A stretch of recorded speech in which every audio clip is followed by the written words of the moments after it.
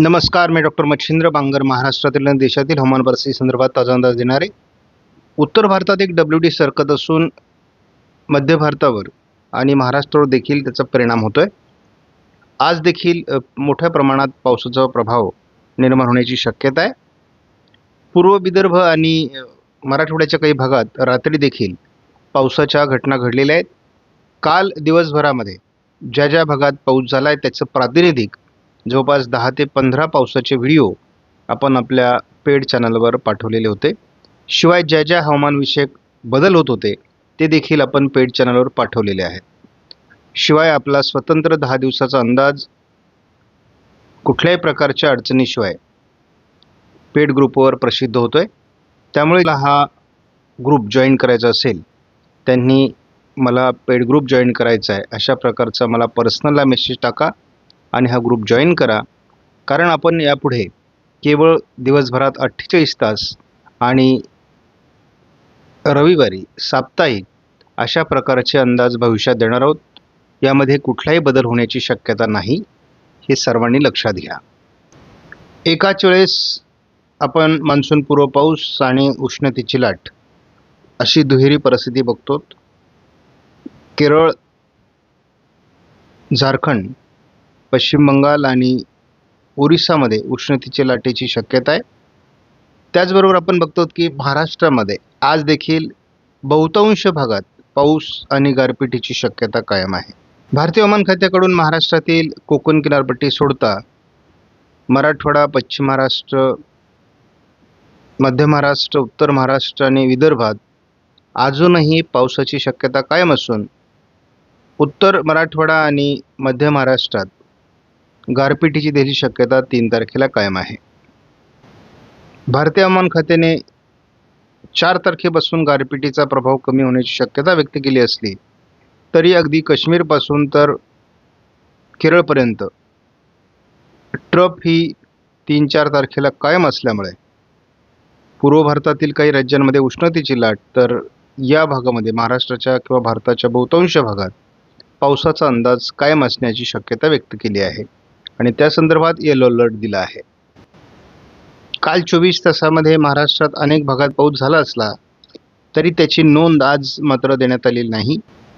आपण या ठिकाणी बघतो की गेल्या आठवड्यामध्ये म्हणजे 1 तारखेपर्यंत जो पाऊस झालेला आहे महाराष्ट्रामध्ये, यामध्ये नंदुरबार, धुळे, जळगाव, नंदुरबार, धुळे, नाशिक, छत्रपती संभाजीनगर, जालना, परभणी, हिंगोली, नांदेड, पुणे, सातारा आणि कोल्हापूर भागामध्ये, त्याचबरोबर चंद्रपूर आणि गडचिरोलीच्या काही भागामध्ये सरासरीपेक्षा जास्त पाऊस या आठवड्यात झालेला आहे.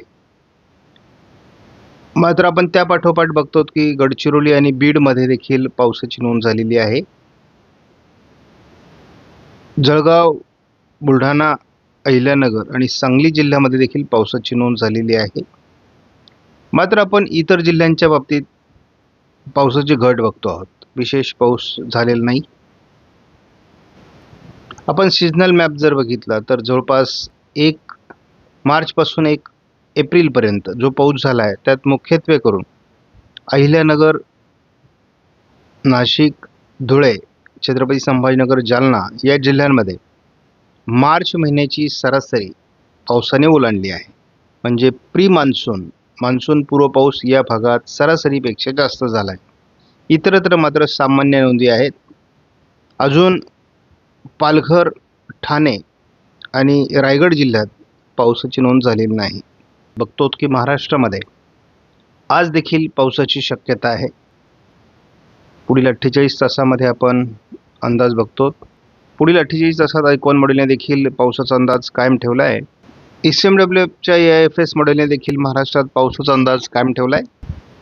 आपण बघतो की या आठवड्यामध्ये म्हणजे 8 एप्रिलपर्यंत जर अंदाज आपण बघितला तर महाराष्ट्रामध्ये पावसाचा अंदाज कायम आहे. आज जो आहे तो उत्तर महाराष्ट्राच्या पूर्व भागामध्ये, मराठवाड्यामध्ये, विदर्भामध्ये हे पावसाचा जोर असण्याची शक्यता आहे. कोकणात मात्र पाऊस असणार नाही.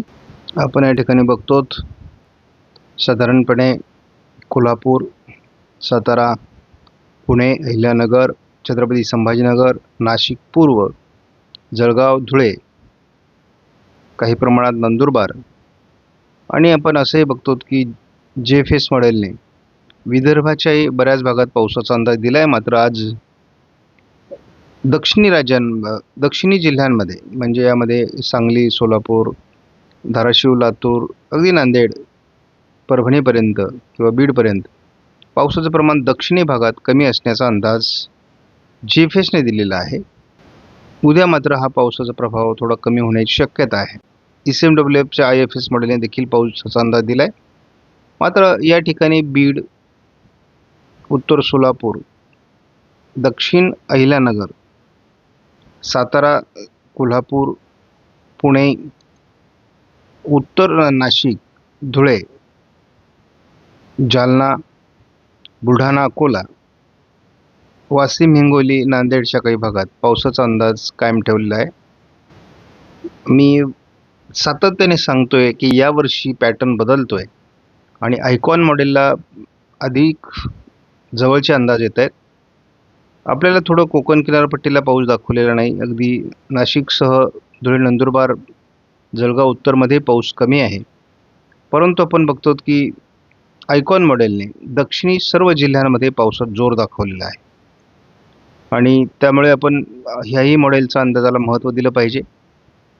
पुणे आणि साताऱ्याचा पश्चिमी भागातला पाऊस थोडा कमी होणार आहे. अहिल्यानगरच्या पश्चिम भागातला पाऊस कमी होणार आहे.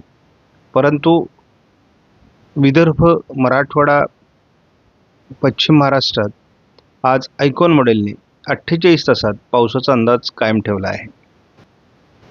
या मॉडेलमध्ये आपण बघतो दोन्ही समुद्रांमध्ये उच्च दाबाची अँटी सर्क्युलेशन अशा प्रकारची चक्राकार स्थिती उपलब्ध आहे. आपण आयकॉन मॉडेलचा अंदाज बघतो. पावसास अनुकूल अशा प्रकारचे ढग विदर्भामध्ये, खास करून काही गडचिरोलीच्या, चंद्रपूर, यवतमाळ, नांदेड, अगदी अमरावतीच्या काही भागात, वाशिम, हिंगोलीच्या काही भागात आहेत. तर साधारण 3-4 वाजल्यानंतर पुन्हा एकदा आपल्याला संपूर्ण घाटमाथ्यावर अगदी नाशिक पूर्वपर्यंत किंवा कोल्हापूर, सातारा, पुणे, अहिल्यानगर, छत्रपती संभाजीनगर, बीड या सर्व भागात पावसाचा अंदाज वाढणार आहे. त्यामुळे आज पुन्हा एकदा पावसाळी परिस्थिती महाराष्ट्रात आयकॉन मॉडेलने दाखवली आहे. उद्या देखील थोड्याफार प्रमाणात पश्चिम विदर्भ, मराठवाडा आणि घाटमाथ्याचा पूर्व भाग म्हणजेच पर्जन्य छायाच्या प्रदेशामध्ये थोडं पावसाळी वातावरण 3 तारखेला राहण्याची शक्यता आहे. 4 तारखेला हे वातावरण किरकोळ स्वरूपात राहील, परंतु त्याचा प्रभाव बऱ्यापैकी कमी होण्याची शक्यता आहे. म्हणजे केवळ 48 तास सध्या पावसाचा अंदाज आहे. ECMWF मॉडेलने देखील महाराष्ट्रामध्ये आज बऱ्याच भागात पावसाचा अंदाज दिला आहे. यामध्ये घाटमाथ्यावरील सर्व जिल्हे, अगदी पश्चिम विदर्भ, मराठवाडा, उत्तर महाराष्ट्रापर्यंत याचा प्रभाव पडेल असा अंदाज दिलेला आहे. दुपारनंतर हे थोडं मराठवाड्याकडे, पश्चिम विदर्भाकडे वातावरण सरकेल असा अंदाज आहे. उद्या दुपारनंतरही थोडं पश्चिम विदर्भ वगैरे भागात अंदाज राहील. त्यानंतर मात्र हा अंदाज कमी होण्याची शक्यता 4 तारखेपासून आहे. पुणे पूर्व, सातारा पूर्व, अहिल्यानगर, छत्रपती संभाजीनगर, जालना, कोल्हापूर, अमरावती, अकोला, बुलढाणा, बीड, पश्चिम, थोडंफार नांदेड, परभणीच्या भागात वातावरण निर्मितीचा